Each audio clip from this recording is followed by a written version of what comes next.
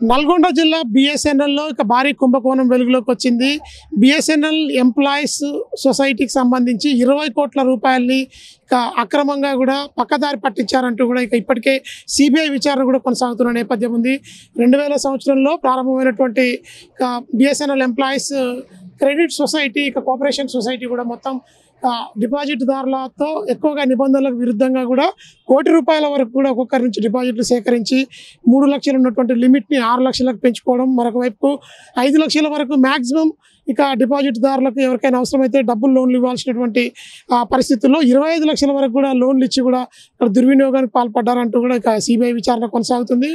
ఓవైపుకు ఇక ప్రస్తుతం అయితే ఇక 1999 నుంచి కూడా 2005 వరకు నడిచినటువంటి ఏదైతే కోఆపరేటివ్ సొసైటీ రిజిస్ట్రేషన్ ఉందో ఆ రిజిస్ట్రేషన్ తాలూకు మ్యాక్స్ నిబంధనలకు విరుద్ధంగా కూడా బిఎస్ఎన్ఎల్ ఎంప్లాయీస్ కానటువంటి వారిని రిటైర్మెంట్ అయిపోయిన తర్వాత వారిని కూడా ఇక ఆ సొసైటీలో చేర్చుకోవడమే కాకుండా 2015 తర్వాత 2015 నుంచి 2019 వరకు అక్రమంగా డిపాజిట్లను సేకరించారు.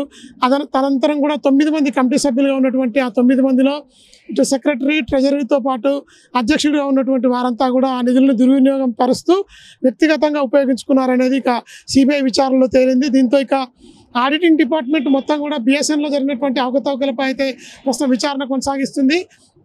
ఇక ఇప్పటికే ఎవరైతే అభియోగాలు ఎదుర్కొంటున్నారో ఆ వ్యక్తి అనుమానాస్పద స్థితిలో 2020లోనే మృతి చెందడం, ఆ తర్వాత ఇంకా దానిపై 4 సంవత్సరాలుగా విచారణ కొనసాగుతుండడంతో కూడా బాధితులంతా కూడా ఇక తమ డిపాజిట్లు ఖచ్చితంగా తిరిగి రిటర్న్ ఇవ్వాలంటూ కూడా కోరుతున్న నేపథ్యం ఉంది.